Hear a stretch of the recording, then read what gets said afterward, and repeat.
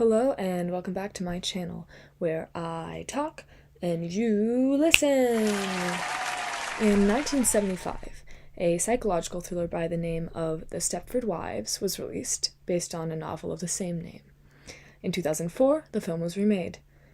I would like to explore the difference between these two films and how feminist theory may be applied to them. In the town of Stepford, the men are getting exactly what they always dreamed of, perfect wives, and the dream is becoming a nightmare for the Stepford Wives. The original Stepford Wives follows Johanna Eberhardt, a young aspiring photographer who moves to the small suburban town of Stepford with her husband and 2 children. Daddy, I just saw a man carrying a naked lady. Well, that's why we're moving to Stepford. She slowly comes to realize that all is not as it seems, and that something is deeply wrong with the women in Stepford. Finally, it is revealed that the husbands have been turning the wives into the perfect housewife robots, and Joanna is next. The film takes what seems to be an overtly feminist approach, showing a world where men attempt to control women into doing whatever they want and portraying this as a sinister thing that can also be taken as a reflection of real life, especially at the time of the film's release. I like to watch women doing little domestic chores. You came to the right town. Interestingly enough, the film wasn't particularly well received by feminists or by men at the time.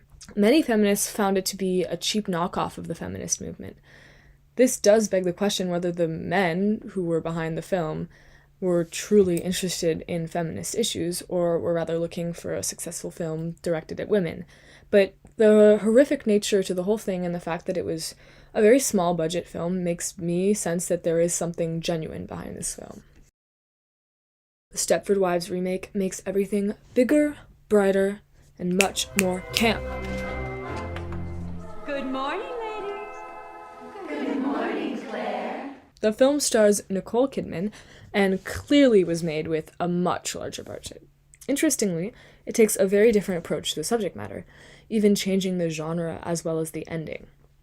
This film takes a much more satirical and comical approach. It follows Johanna Eberhardt, who is now a very successful reality TV producer. She suffers a mental breakdown and has to move to Stepford with her husband and children. Why are we moving? We're moving so that we can be the happiest family in the whole world. The same sinister plot is brewing in the town, but everything happens in a much more blown-out way. Interestingly, the film also received quite a negative response. Once again, it was criticized for its misinterpretation of feminism, and funnily enough, it seems that now, several decades later, the original, which had been torn down at its release, received a lot of praise, especially when comparing it to its remake. One critic remarked, "In exchanging the chilling satire of the original into mindless camp, this remake has itself become Stepfordized."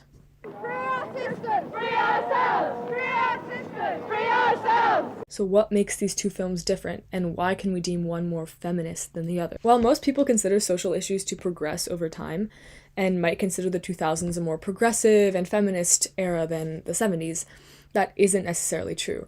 It's difficult to deem a time period more progressive than another, but what we can see is that the ideals of feminism definitely changed over time. In the 2000s, we were seeing a rise of what some people now call girl boss feminism. The idea that the end goal for feminism is for women to have access to the same roles of oppression as men do in a capitalist society. See Johanna Eberhardt being a successful CEO instead of an aspiring photographer. The main difference between this ideology and perhaps a more radical feminism of the 70s is that one attempts to work within a malfunctioning system, and one attempts to destroy the system altogether. The endings of both versions of the Stepford Wives are where things really start to differ, plot-wise as well as ideology-wise. The last scene of the original Stepford Wives is somewhat iconic. The women, all robots, haunt the halls of a supermarket, all saying hello to each other and shopping mindlessly for their husbands. At this point, we still don't know if Joanna has been turned, if her husband would really do this to her. Finally, we see who is doing the groceries. It is Joanna. All hope is lost.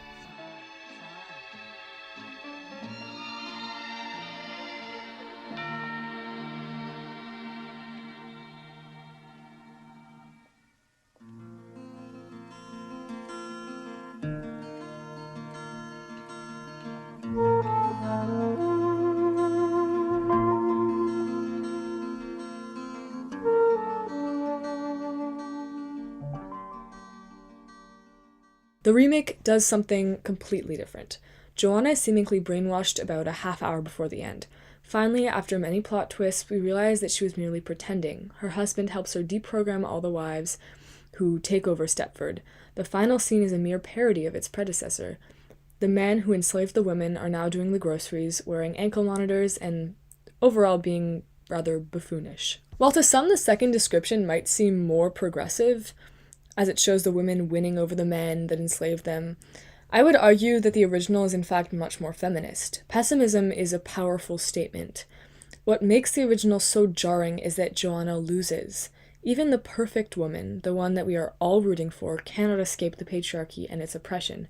There is no final girl. And her husband, who seems like a completely normal and even kind man, gives in and trades her in for a mere robot. It's a statement. It tells us that the system is inescapable and that no man can really be trusted not to make a similar choice. Most importantly, it asks the men in the audience to reflect on that and to prove them wrong. These two films, for me, are a great example of how the plot and characters' actions versus the actual ideology of a movie can be very different. In the original Stepford Wives, the women lose. They fall victim to the men and are turned into sex robots, and yet it can be seen as a far more feminist piece than the film in which the powerful businesswomen regain their autonomy and exact revenge on their oppressors. Because truly, which one reflects the female experience more realistically? I won't be here when you get back, don't you see? It's going to happen before then. Don't ask me to explain it, I just know. There'll be somebody with my name, and she'll cook and clean like crazy, but she won't take pictures, and she won't be me. The hope with a film like the original Stepford Wives is that women will see it and understand that there is little hope living in the current structure of society, and perhaps will start to envision an alternative. Its remake, on the other hand, attempts to entertain and perhaps give hope to some of those women, but overall not urge them to make any real change. This isn't to say that one version of the film has more inherent worth than the other, but it is interesting to see how the same idea can convey very different ideals. So yeah. Thanks for watching. Don't forget to like and subscribe.